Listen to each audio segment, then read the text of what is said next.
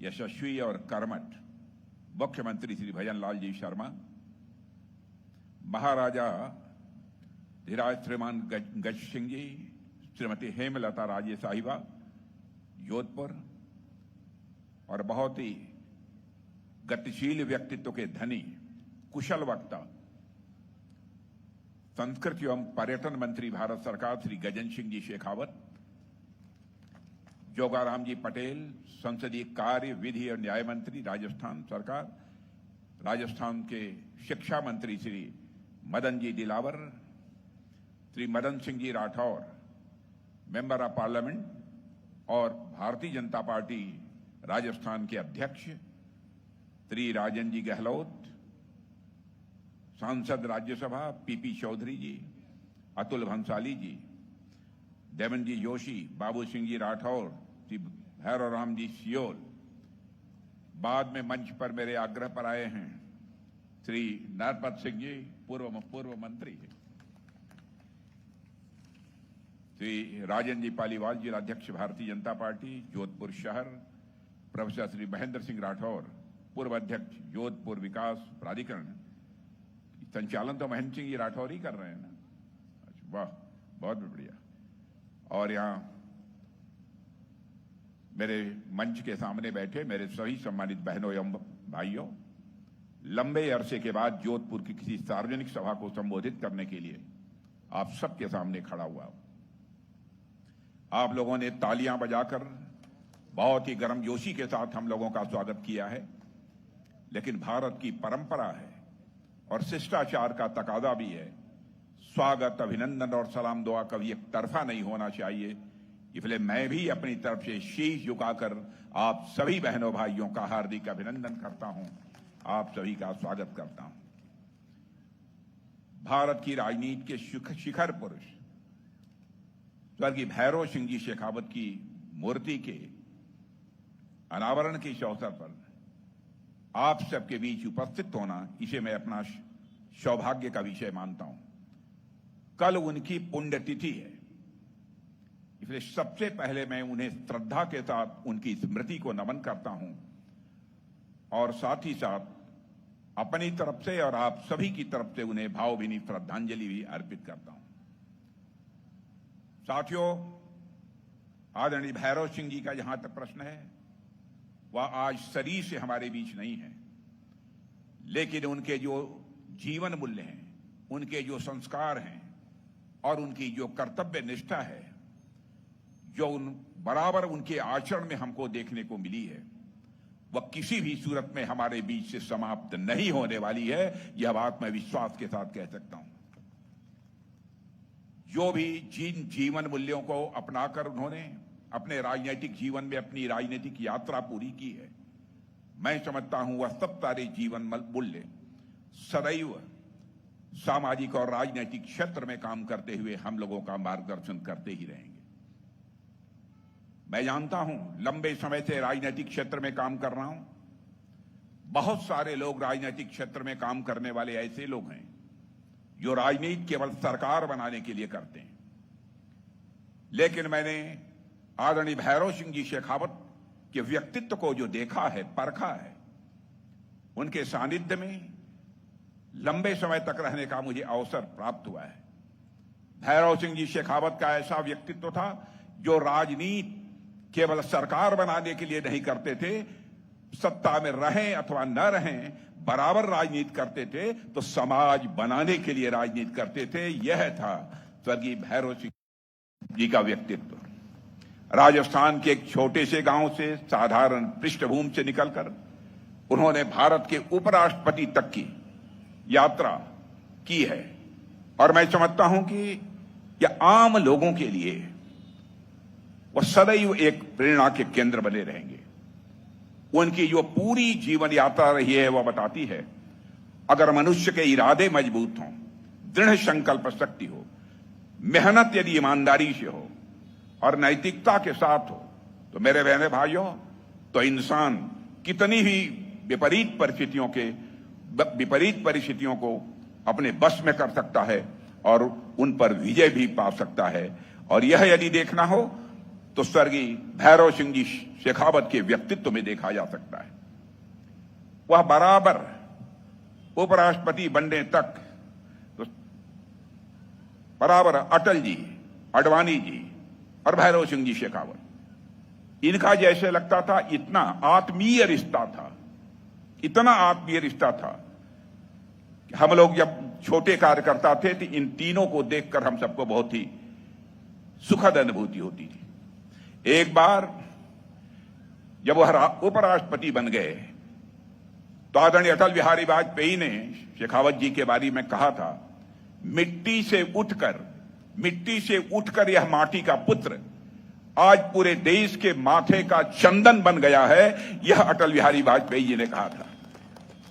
और मैं समझता हूं कि अटल जी का यह वाक्य स्वर्गीय भैरव सिंह जी शेखावत के व्यक्तित्व को समझने के लिए अपने आप में पर्याप्त है।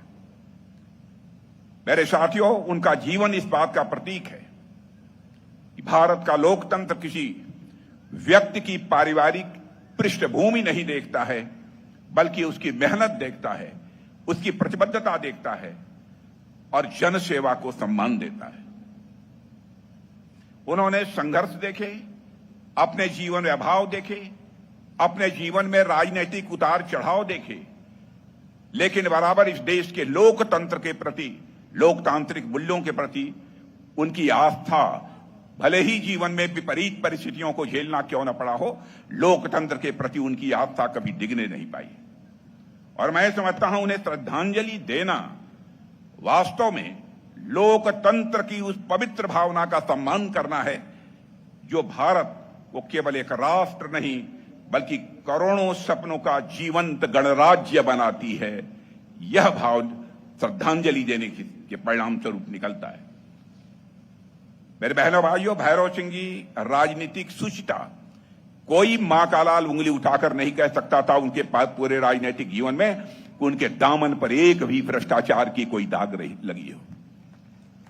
सामान्यतः थोड़े समय तक जो राजनीतिक क्षेत्र में काम करते हैं, यदि थोड़े समय के लिए भी सत्ता हासिल हो जाती है तो परोक्ष या अपरोक्ष रूप से लोगों के दामन पर भ्रष्टाचार के दाग लग जाते हैं। लेकिन विरोधी दल के लोग भी यह हिम्मत नहीं कर पाते थे कि भैरव सिंह जी शेखावत के ऊपर कोई मां का लाल भ्रष्टाचार का आरोप चस्पा कर दे, एक ऐसा व्यक्ति था। और वह राजनीतिक सुचिता, राजनीति में काम करते हुए पवित्रता को बनाए रखना, इसके वह पक्के हिमायती थे। और भारत की लोकतांत्रिक परंपरा के सही मायने में यदि कहा जाए तो जीवंत प्रतिनिधि यदि उस समय किसी को कहा जाता तो हमारे स्वर्गीय भैरव सिंह जी शेखावत को ही कहा जा सकता था। उपराष्ट्रपति के रूप में यानी राज्य सभापति के रूप में मैं जानता हूं कई परंपराएं उन्होंने प्रारंभ की। मैं भी उस समय राज्यसभा में रहा हूं। पहले कुछ जो तारांकित प्रश्न होते थे, सामान्यतः उनका उत्तर मंत्रीगण देते थे, लेकिन उन्होंने कहा कि नहीं, जितने तारांकित प्रश्न हैं, भले ही एक सांसद को कम समय मिले, लेकिन जिन लोगों ने प्रश्न किया है, जिनकी प्रश्न का उत्तर पाने की उत्सुकता है, सारे तारांकित प्रश्न का उत्तर दिया जाए। यह परंपरा भारत की संसद में, राज्यसभा में किसी ने शुरू की थी तो हमारे स्वर्गीय भैरव सिंह जी शेखावत ने की थी। राज्यसभा में उन्होंने सभापति के रूप में अपने दायित्व का निर्वहन करते हुए बहुत सारे नई प्रथाएं भी प्रारंभ की हैं। और मैं कह सकता हूं जो कोई भी उन्होंने किया, राज्यसभा के सभापति के रूप में सार्थक चर्चा का जो रास्ता उन्होंने बताया, उससे संसद की गरिमा घटती नहीं है बल्कि संसद की गरिमा बढ़ती है। साथियों, आप सब जानते हैं और मैंने देखा आकर भी, यहां प्यार से उन्हें लोग बाबोसा कहते थे, बाबोसा कहते थे। और उनके घर पर मिलने वालों का तो हमेशा तांता लगा रहता था। उनके रहते हुए 3 या 4 बार मैं स्वयं राजस्थान में उनके आवास पर आने का मुझे अवसर मिला है। चाहे किसान हो, मजदूर हो, दुकानदार हो, सब तो सब छात्रों को भी बिना किसी रोक टोक के वो प्रवेश मिल जाता था। कोई प्रजमन नहीं था। माने जनता के साथ उनका सीधा जुड़ाव था। जनता के साथ केवल सीधा जुड़ाव ही उनका नहीं था बल्कि आत्मीय रिश्ता था। और सचमुच उनकी यही सोच, उनका यही कर्तृत्व उन्हें सच्चे अर्थों में जननायक बना दिया। उसने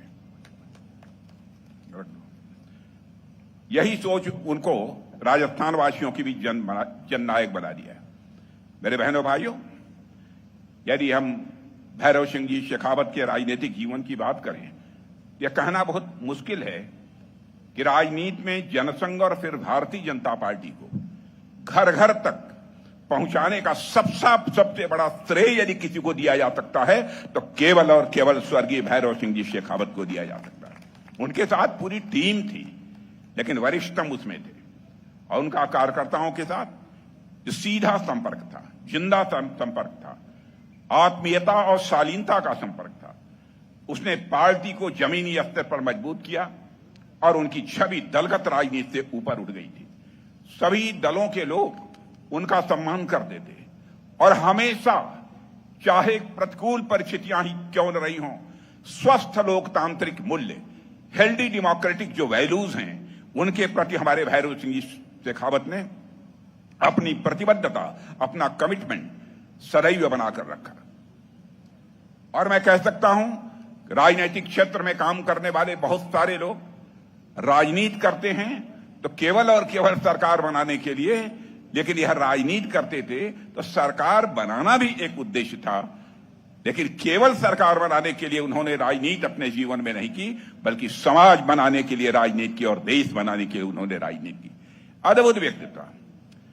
और आपातकाल के दिनों में, इमरजेंसी के दौरान में, जब लोकतंत्र को कुचला जा रहा था, बड़ी संख्या में लोग सलाखों के पीछे भेज दिए गए, लेकिन उस कटकुटन समय में भी उनका लोकतंत्र के ऊपर, लोकतांत्रिक मूल्यों के ऊपर जो कि विश्वास था, भरोसा था, वह डिगने नहीं पाया। मेरे बहनों भाइयों, वह कहा करते थे कि अगर हमारे देश में लोकतंत्र न होता तो मैं खचरिया आवास के एक साधारण किसान बेटे से ऊपर उठकर खेती करने के अलावा मेरे पास और कोई दूसरा रास्ता नहीं था।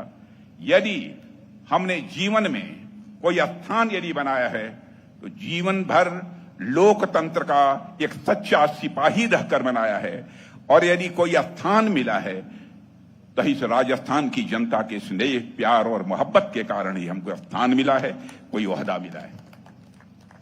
साथियों, भैरव सिंह जी की समझ सिर्फ राजस्थान तक ही सीमित नहीं थी, बल्कि सारे देश में क्या क्या चुनौतियां हैं देश के सामने, लोगों के सामने, और उसका समाधान क्या हो सकता है, इस पर भी हमारे भैरव सिंह जी शेखावत बराबर अपनी गहरी नजर रखते थे। यह उनकी दूरदर्शिता ही कही जाएगी कि बहुत पहले ही उन्होंने सुझाव दिया था कि लोकसभा और विधानसभाओं के चुनाव एक साथ कराए जाने चाहिए। यह सुझाव यदि किसी ने दिया था तो स्वर्गीय भैरव सिंह जी शेखावत ने दिया था। यदि ऐसा होता है तो उनका मानना था इससे धन की भी बचत होगी और समय की बचत होगी, और विकास कार्यों में जो निरंतरता, जो विकास कार्यों में समय समय पर चुनाव होने के कारण अवरोध पैदा होता है, वह अवरोध समाप्त होगा और विकास कार्यों की निरंतरता बराबर बनी रहेगी। आज हमारे प्रधानमंत्री नरेंद्र मोदी जी के नेतृत्व में पूरे देश में एक राष्ट्र एक चुनाव की चर्चा चल रही है। उसकी नींव यदि मुझे कहना हो यदि किसी ने डाली थी तो भैरव सिंह जी ने बहुत पहले ही उसकी नींव डाली थी। मेरे बहनों भाइयों, राजस्थान के मुख्यमंत्री के रूप में उनके कार्यकाल की एक योजना जिसकी चर्चा पहले भी लोगों ने की है, अंतर्राष्ट्रीय स्तर पर उसकी प्रशंसा हुई थी। केवल भारत में ही नहीं, अंतर्राष्ट्रीय स्तर पर उसकी प्रशंसा हुई थी। और मैं बात यह कह रहा हूं, अंत्योदय योजना जो उन्होंने राजस्थान में प्रारंभ की थी, उसकी अंतर्राष्ट्रीय स्तर पर भूरी भूरी सराहना हुई थी। उनका मानना था कि जो सबसे निचले पायदान पर खड़ा है वह व्यक्ति है, उसको कैसे संबल दिया जाए, उसको कैसे ताकत दी जाए। और इसी सोच के साथ उन्होंने अंत्योदय वो योजना प्रारंभ की थी, जिसने समाज के सबसे गरीब और वंचित लोगों के जीवन में उम्मीद की एक नई किरण जगाई थी।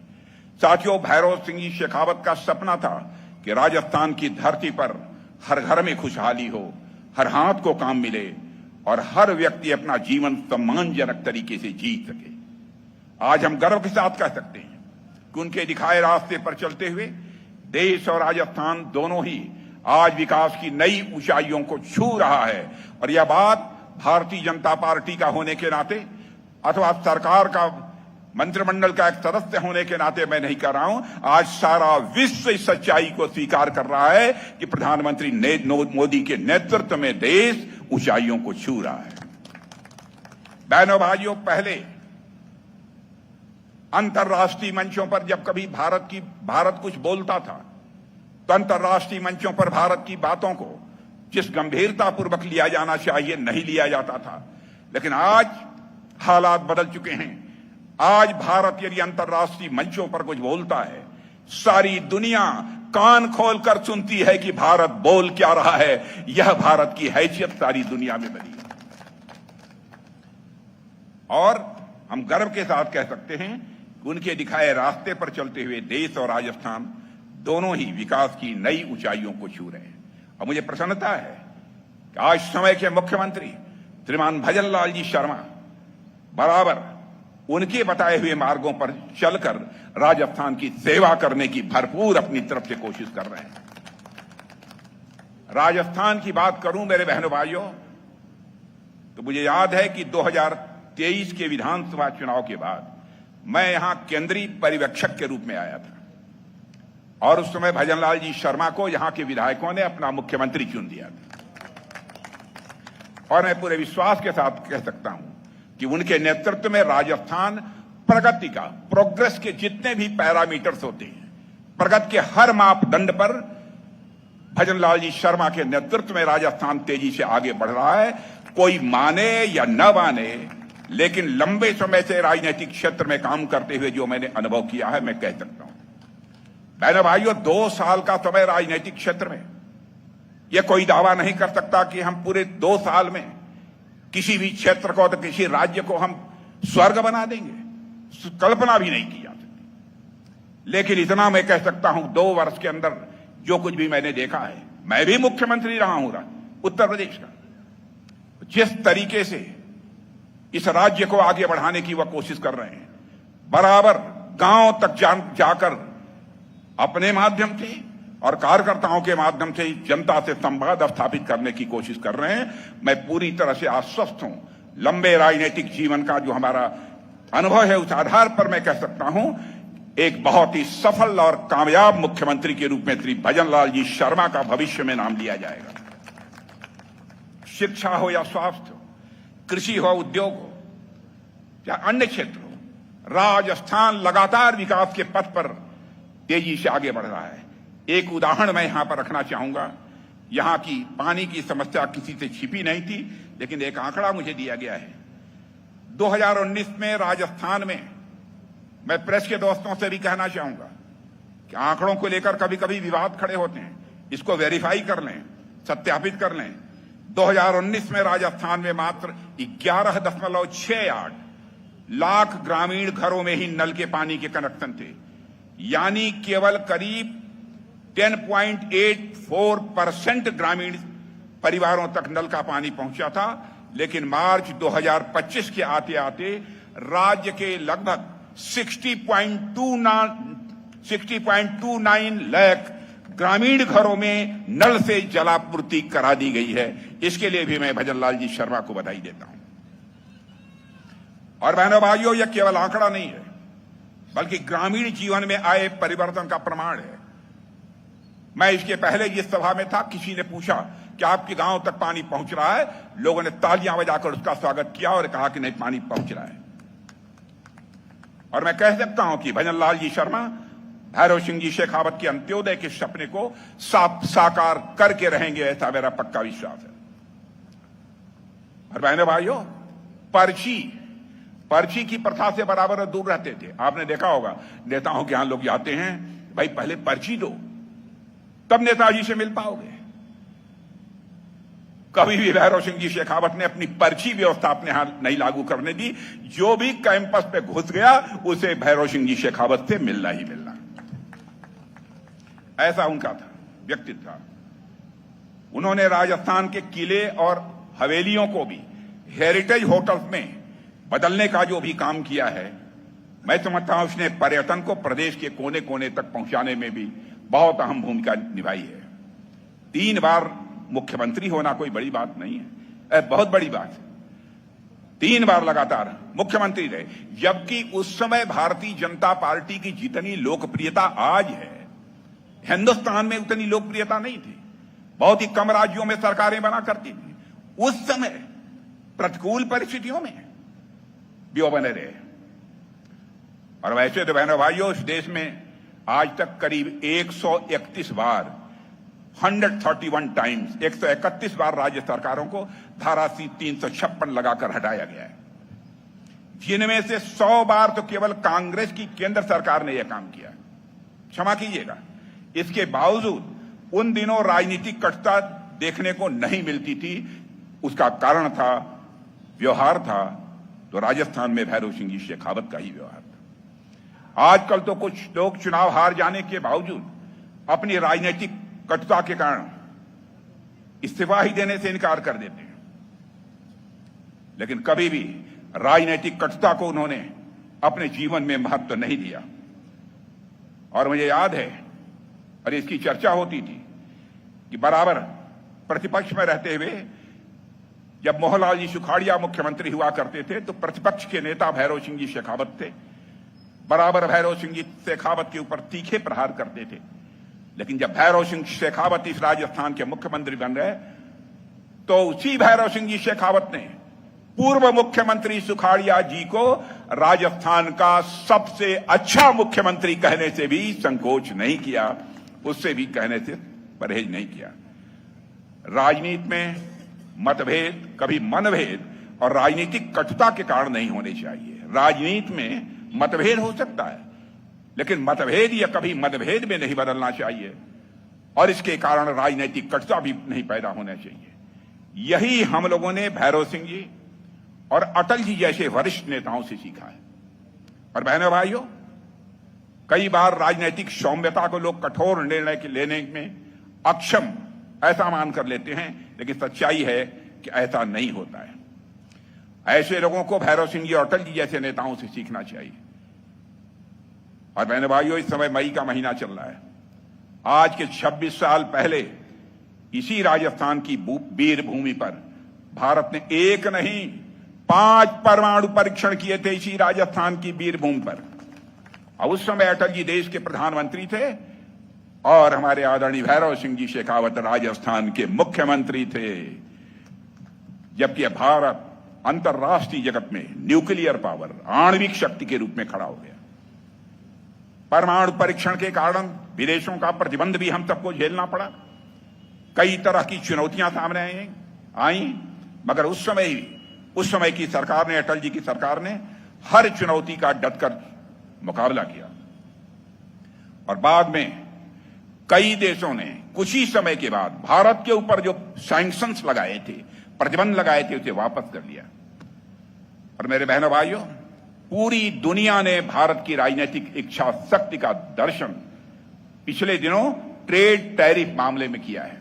वेस्ट एशिया, पश्चिम एशिया की जो क्राइसिस चल रही है, उससे आप अच्छी तरह परिचित हैं। लेकिन हमारे प्रधानमंत्री मोदी जी जिस कुशलता के साथ, जिस दृढ़ता के साथ अंतर्राष्ट्रीय प्रतिकूल परिस्थितियों में भी आगे ले जाने का काम कर रहे हैं, मैं विश्वास के साथ और दावे के साथ कह सकता हूं, हमारी सरकार है पे केवल प्रशंसा कर रहा हूं ऐसा नहीं है, मैं आंकड़े के आधार पर कह रहा हूं।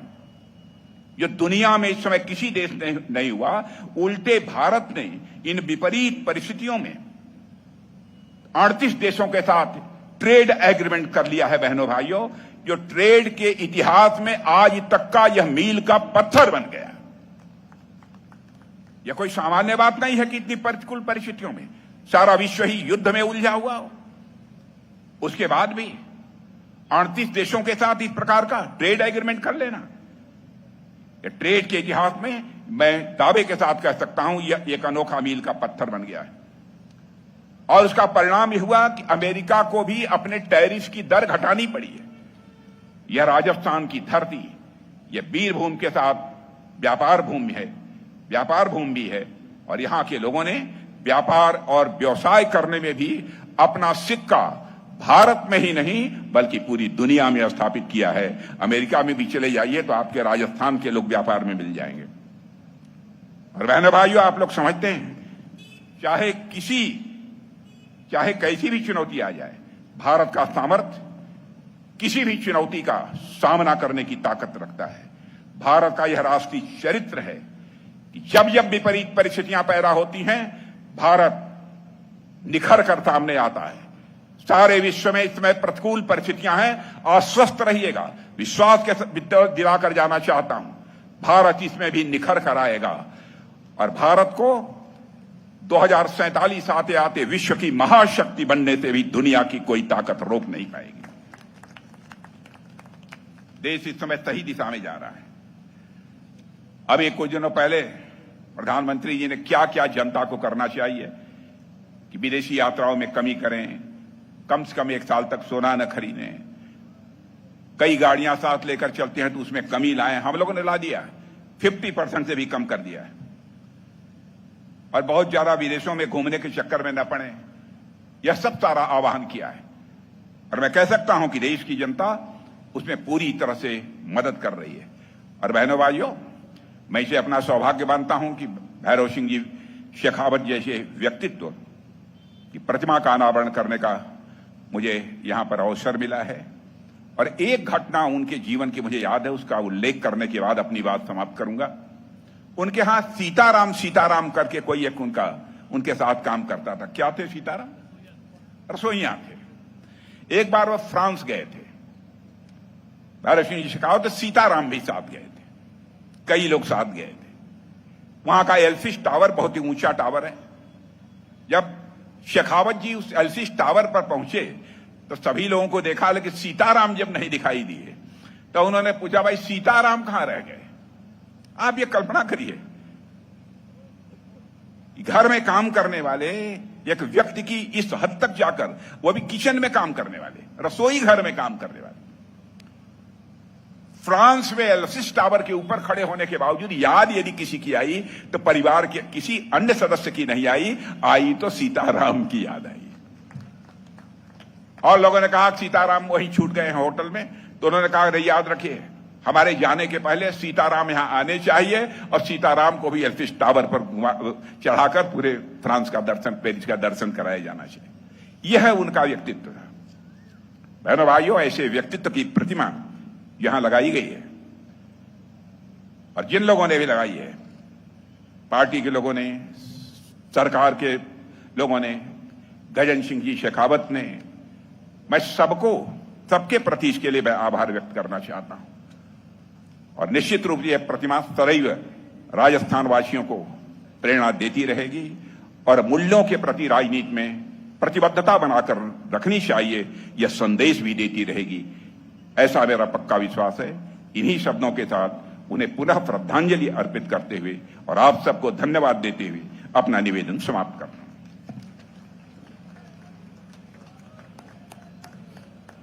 बहुत धन्यवाद, बहुत आभार, दिल से शुक्रिया। धन्यवाद। उद्बोधन के लिए श्री राजेंद्र पालीवाल जी, जिलाध्यक्ष जोधपुर शहर से निवेदन कर रहा हूं, पधारे मंच पर और अपनी बात कही।